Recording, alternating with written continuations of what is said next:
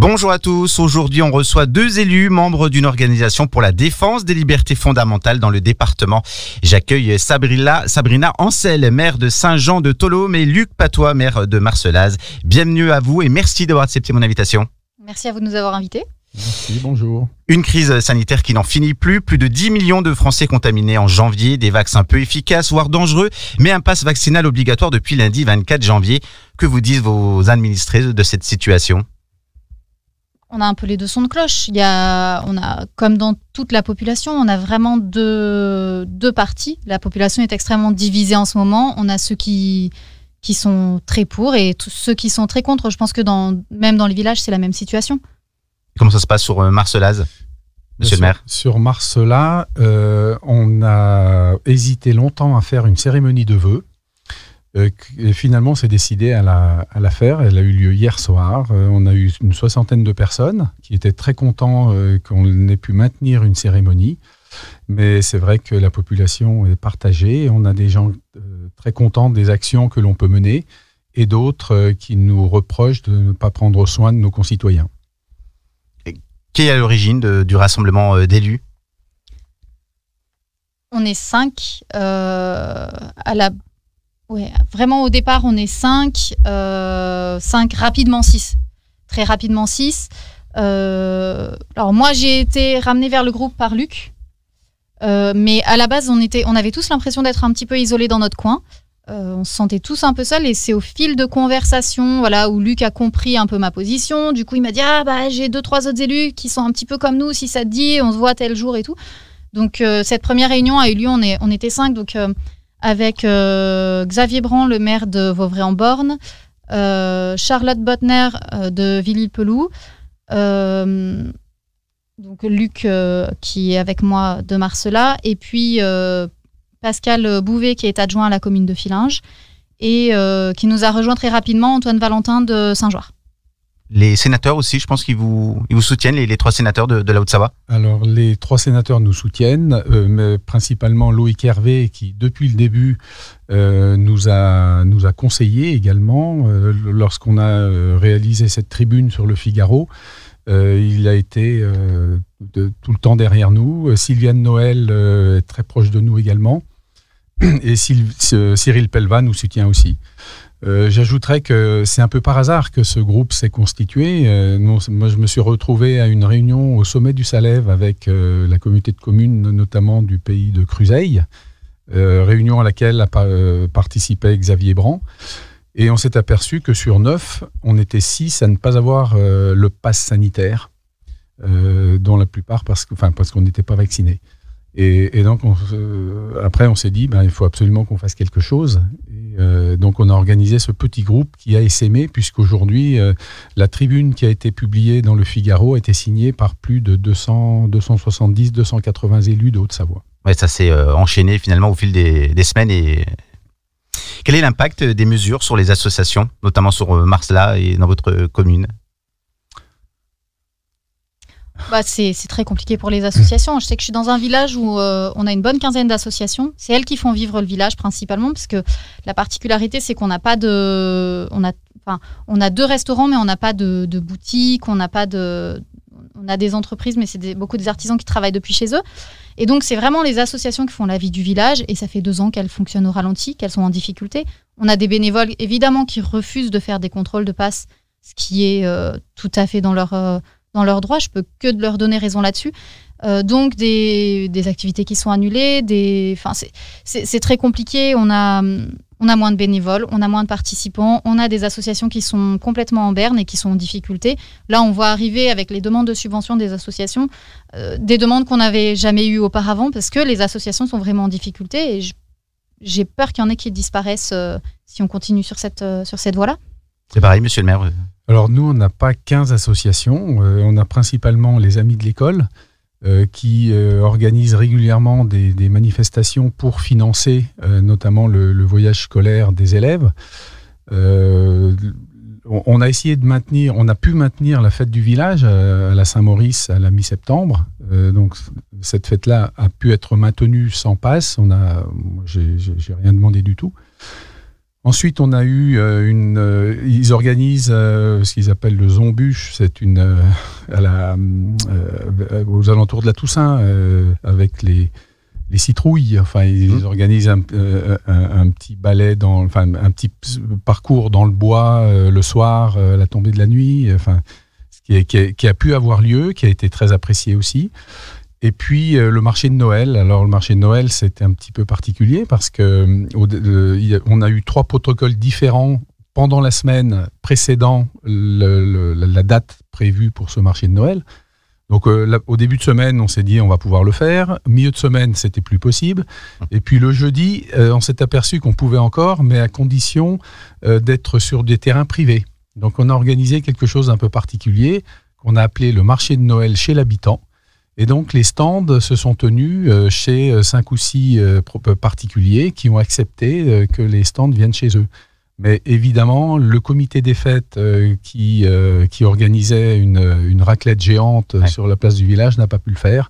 Et donc, c'est la commune qui a pris en charge tous les frais d'organisation qui avaient été réglés préalablement.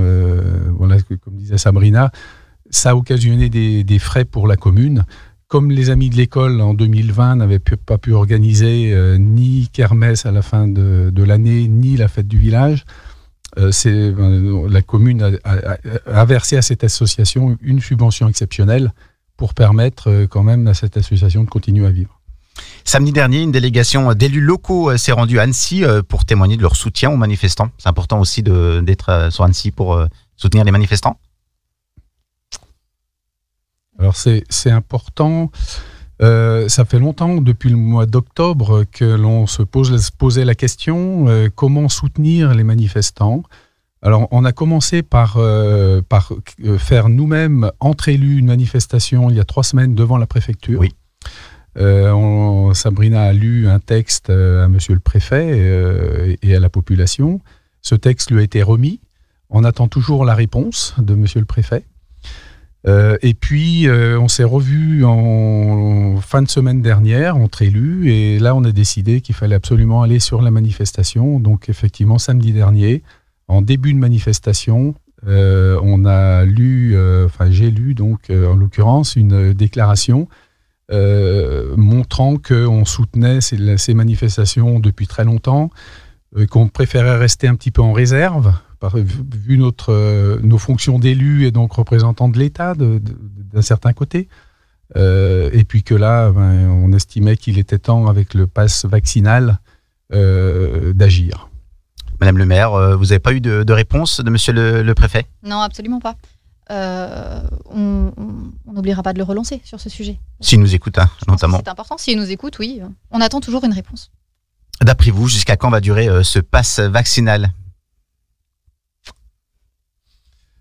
Ce que l'on peut dire, c'est que par rapport à la situation, entre guillemets, sanitaire d'aujourd'hui, sans doute que ce pass vaccinal ne se justifie plus, et tous les pays voisins le montrent, puisque les uns après les autres, ils annulent toutes les mesures qu'ils avaient pu prendre pour protéger les populations. Donc aujourd'hui, quand est-ce qu'il va être annulé ? Je pense qu'il faut poser la question soit à Emmanuel Macron, soit à Jean Castex. Parce que c'est vraiment une décision politique. En tout cas, nous, on fait tout ce qui est en notre pouvoir et tout pour alerter contre les méfaits de ce pass qui divise vraiment la population. Et on va continuer. Il y a un maire dans les Pyrénées qui a décroché le portrait du président de la République dans la mairie. C'est le cas peut-être des élus dans Haute-Savoie ou pas, vous avez pas... Pas à ma connaissance. Moi, je ne l'ai pas fait, en tout cas. Parce que c'est très symbolique ce qu'il a fait, ça a une symbolique assez forte, mais on essaye de s'engager sur des choses qui peuvent peut-être porter, je sais pas si ça portera ou si ça portera pas, mais en tout cas on essaye vraiment de s'exprimer, parce qu'aujourd'hui c'est le sentiment qu'on a, c'est qu'on peut pas s'exprimer aussi par rapport à tout ça, et ni nous ni la population, donc c'est compliqué. Ça fait 2 ans, 1 an et demi du coup qu'on est élu, qu'on nous demande de mettre en place des protocoles, de mettre en œuvre des mesures, et on voit l'incohérence de toutes ces mesures, de tous ces protocoles qu'on nous oblige à mettre en place. Donc c'est compliqué et on peut rien dire. Donc là, en fait, maintenant, on a décidé qu'on allait plus se taire parce que ça suffit. On voit les enfants qui souffrent dans les écoles. On voit les gens qui se divisent. On voit les associations qui galèrent. On voit tout et ça fait un paquet de temps qu'on dit rien. Et là, on en a vraiment assez de rien dire. Donc décrocher le portrait, c'est bien. Mais par contre, je pense que le plus important, c'est vraiment d'arriver à s'exprimer. Et quelles sont vos actions au quotidien, les futures actions sur le... Alors, parmi les actions que l'on envisage, il y a notamment d'essayer de se rapprocher de collègues d'autres départements. On a eu un contact ce matin avec des élus du Pays de Gex, notamment, pour commencer. Puis, on sait qu'on a des collègues dans l'Ardèche qui s'étaient manifestés et qui avaient signé notre tribune. On a des exemples de discours de certains maires dans certaines communes un peu partout en France, des courriers qui ont été aussi envoyés soit au président de la République, soit au Premier ministre. Donc on va essayer de se rapprocher de tous ces maires qui peuvent peut-être se sentir isolés aussi un petit peu partout, essayer de fédérer tout ça, essayer d'avoir des actions en commun ou communes en tout cas. Notamment par rapport à l'école, au port du masque. Pour les enfants, c'est vraiment une catastrophe. Vous êtes la seule organisation en France, dans le département. Il n'y a pas eu d'autres départements qui vous ont suivi? Il y a un collectif des maires résistants qui regroupe des maires. Leur but, c'est vraiment d'être plus national. Pour le coup, nous, à la base, on était vraiment centrés sur la Haute-Savoie. Après, je sais pas vraiment quelle envergure ils ont au niveau du territoire, donc je pourrais pas parler pour eux. Sur la Haute-Savoie, il me semble qu'on est seul. Sinon, à ma connaissance, il n'y en a pas d'autres. Non, il y a plusieurs associations, mais qui existaient déjà avant, comme moi j'ai entendu parler de l'association des maires pour le bien commun, mais qui existait avant cette crise sanitaire, qui essayait d'agir pour que effectivement les élus agissent pour le bien commun et pas forcément pour d'autres intérêts, comme on le voit malheureusement un peu trop souvent. On peut le voir, mais vraiment notre but c'est d'agir là où on peut agir à notre niveau et d'essayer de faire en sorte que le maximum d'élus en France puissent le faire. Vous êtes plus donc de 200 membres de cette organisation. Vous arrivez à vous réunir? Comment ça se passe? Vous faites ça en visio? Vous pouvez nous expliquer? Il y a toujours le petit noyau de départ, donc les 5-6 qu'on était au départ, où on se réunit régulièrement. Et puis ensuite, on fait des réunions plus globales où on invite tout le monde. Évidemment, on n'arrive jamais à voir tout le monde parce que sur ces 270-80 personnes, c'est pas que des personnes de Haute-Savoie. On a des personnes, comme disait Luc, qui sont d'Ardèche ou même de Bretagne. Donc évidemment, on les a pas lors des réunions. On les tient informés. Donc on fait régulièrement des mails pour les tenir informés de ce qui se passe, de ce qu'on prévoit. Mais sinon, on n'a encore jamais réussi à réunir tout ce petit monde pour faire un événement vraiment avec tout le monde, parce qu'on a tous des plannings très chargés. Je pense que quand on propose une date, ça ne peut jamais correspondre au planning de tout le monde. Comment vous voyez les choses pour le futur de ce pass vaccinal? Vous attendez avec impatience les élections présidentielles qui peuvent peut-être débloquer cette situation? Je ne sais pas si ça peut débloquer la situation. On s'aperçoit qu'on est dans un système qui est quand même très, comment on va dire ça, très cadré et pour arriver à sortir de la pensée qu'on pourrait dire unique, parce qu'on s'aperçoit que tous les journaux nous disent tous les matins la même chose. Les politiques nationaux que l'on peut entendre, c'est pareil, il n'y a pas beaucoup de voix dissonantes. Il commence à y en avoir quelques-unes, et également au niveau médical, au niveau scientifique, quelques médecins qui commencent à pouvoir s'exprimer un petit peu sur cette situation, et on s'aperçoit qu'ils ont des positions qu'ils tenaient depuis 2 ans et qu'ils avaient été muselés, en fait, censurés quasiment par un système duquel il est difficile de sortir. Alors dire qu'on espère sur l'élection présidentielle, c'est peut-être aller un petit peu loin.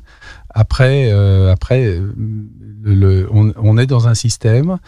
Il faut essayer de faire en sorte que nos libertés puissent être maintenues, puissent être conservées, puissent être mises en avant.